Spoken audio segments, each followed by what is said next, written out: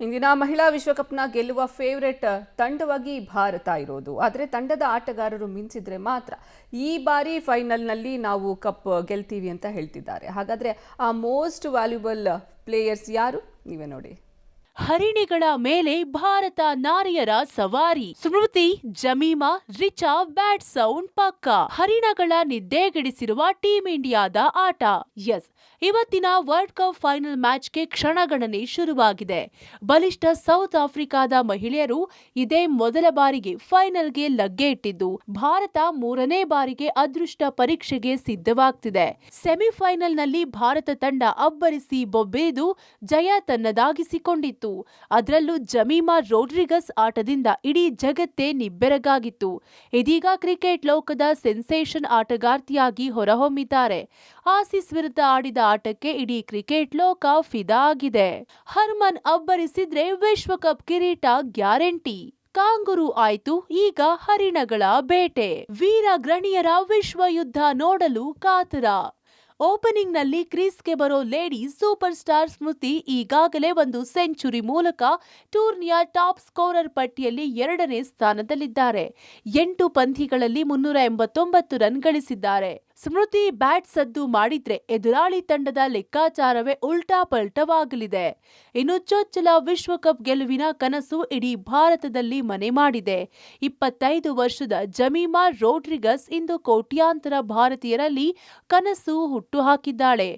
Australia ವಿಶ್ವದ ಬಲಾಢ್ಯರ ಎದುರು ಘರ್ಜಿಸಿ ಈಗಾಗಲೇ ಎದುರಾಳಿಗಳಿಗೆ ನಡುಕ ಹುಟ್ಟಿಸಿದ್ದಾಳೆ.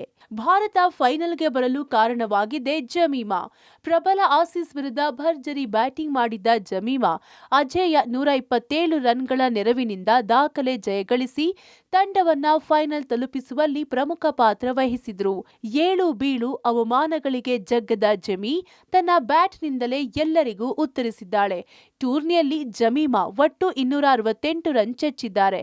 ಇವತ್ತು ಅದೇ ಖದರ್ನಲ್ಲಿ ಆಡಿದ್ರೆ ಹರಿಣಗಳ ಗಂಟು ಮೂಟೆ ಕಟ್ಟೋದು ಪಕ್ಕಾ.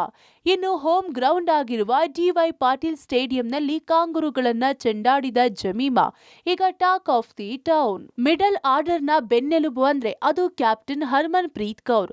ಅಬ್ಬರದ ಬ್ಯಾಟಿಂಗ್, ಅಗ್ರೆಸಿವ್ ಕ್ಯಾಪ್ಟನ್ಸಿಗೆ ಫೇಮಸ್ ಆಗಿರೋ ಕೌರ್ ಬ್ಯಾಟ್ನಿಂದ ರನ್ ಹೊಳೆ ಹರಿಯುವ ನಿರೀಕ್ಷೆ ಇದೆ. ವಿಶ್ವಕಪ್ನಲ್ಲಿ ಆಡಿದ 8 ಪಂದ್ಯದಿಂದ 288 ರನ್ ಸಿಡಿಸಿದ್ದಾರೆ Harmanpreet Kaur. Deepti Sharma batting bowling ಎರಡರಲ್ಲೂ ಸೈ ಎನಿಸಿಕೊಂಡಿರೋ ಬೆಸ್ಟ್ ಪ್ಲೇಯರ್. ಟೂರ್ನಿಯಲ್ಲಿ ಅತಿ ಹೆಚ್ಚು ವಿಕೆಟ್ ಪಡೆದವರಲ್ಲಿ ಅಗ್ರಸ್ಥಾನದಲ್ಲಿರೋ ದೀಪ್ತಿ ಬ್ಯಾಟಿಂಗ್ನಲ್ಲೂ ಅಬ್ಬರಿಸಿದ್ದಾರೆ.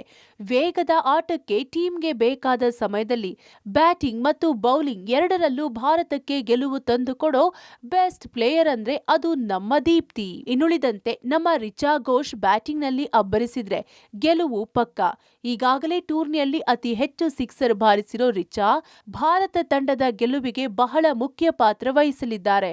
ಇನ್ನುಳಿದಂತೆ ಬ್ಯಾಟಿಂಗ್ನಲ್ಲಿ ಪ್ರತೀಕಾ, ಅಮನ್ ಜೊತೆ ಸ್ನೇಹ ರಾಣಾ, ಬೌಲಿಂಗ್ನಲ್ಲಿ ಕ್ರಾಂತಿ ಗೌಡ್, ರೇಣುಕಾ ಸಿಂಗ್, ರಾಧಾ ಯಾದವ್ ಮೋಡಿ ಮಾಡಲಿದ್ದಾರೆ. ಇನ್ನು ಪಂದ್ಯ ಮಧ್ಯಾಹ್ನ 3 ಗಂಟೆಗೆ ಆರಂಭವಾಗಲಿದೆ.